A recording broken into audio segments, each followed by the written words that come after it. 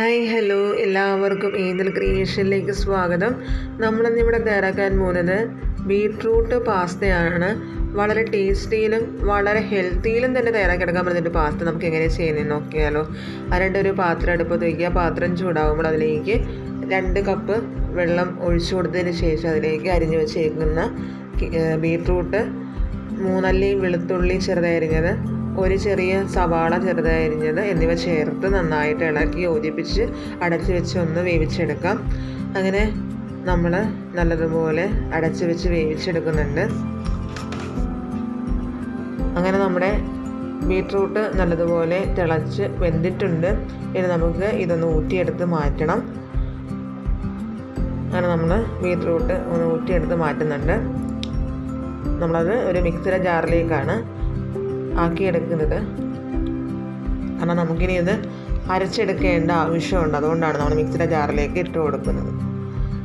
ഇനി നമുക്ക് പാസ്ത വേവിക്കുന്നതിന് വേണ്ടിയിട്ട് ബീട്രൂട്ട് വേവിച്ച അതേ വെള്ളത്തിൽ തന്നെ നമുക്ക് 1 കപ്പ് പാസ്ത ഇട്ട് നല്ലതുപോലെ അടച്ച് വെച്ച് ഒന്ന് വേവിച്ചെടുക്കാം. പാസ്ത ഒരു പകുതി വേവാകുമ്പോൾ നമ്മുടെ എടുത്ത് വെച്ചേക്കുന്ന ബീട്രൂട്ടൊക്കെ ഒന്ന് തണുത്തിട്ടുണ്ടാവും.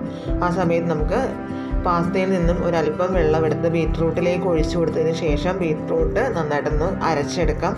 ഇനി നമുക്ക് വെന്തിട്ടുള്ള പാസ്ത നമുക്കൊന്ന് ഊറ്റിയെടുക്കാം. അങ്ങനെ നമ്മൾ പാസ്ത നല്ലതുപോലെ ഊറ്റിയെടുത്ത് മാറ്റിയിട്ടുണ്ട്. ഇനി നമുക്ക് അതേ പാനിലേക്ക് തന്നെ 1 ടീസ്പൂൺ നെയ്യ് ഒഴിച്ചു കൊടുത്തതിന് ശേഷം അരച്ച് വെച്ചേക്കുന്ന ബീട്രൂട്ട് മിശ്രിതം നമുക്ക് ചേർത്ത് കൊടുത്ത് നന്നായിട്ട് ഇളക്കി ചെറുതായിട്ടൊന്ന് കുറുക്കിയെടുക്കാം. അതിന് ശേഷം നമുക്ക് ബീട്രൂട്ട് അരച്ച അതേ മിക്സിയിലേക്ക് തന്നെ ഒരല്പം കൂടി വെള്ളം ഒഴിച്ച് നല്ലതുപോലെ ഒന്ന് മിക്സ് ചെയ്ത് കഴുകി ഒഴിച്ചു കൊടുക്കാം. ഇനി നമുക്ക് ബീട്രൂട്ടിലേക്ക് ആവശ്യത്തിന് ഉപ്പ് ചേർത്ത് കൊടുത്തതിന് ശേഷം 1 ടീസ്പൂൺ കുരുമുളക് പൊടിയും 1 ടീസ്പൂൺ ചില്ലി ഫ്ലേക്സും ചേർത്ത് നന്നായിട്ട് ഇളക്കി യോജിപ്പിച്ച് മസാലയുടെ ചെറിയൊരു പച്ചമണമൊക്കെ ഒന്ന് മാറി വരുമ്പോൾ നമ്മൾ വേവിച്ച് വെച്ചേക്കുന്ന പാസ്ത നമുക്ക് ചേർത്ത് കൊടുത്ത് നന്നായിട്ട് ഇളക്കി യോജിപ്പിച്ച് കൊടുക്കാം. നല്ലതുപോലെ ഒന്ന് ഇളക്കി യോജിപ്പിച്ച് കൊടുത്ത് നല്ലതുപോലെ ഒന്ന് കുറുക്കിയെടുക്കാം.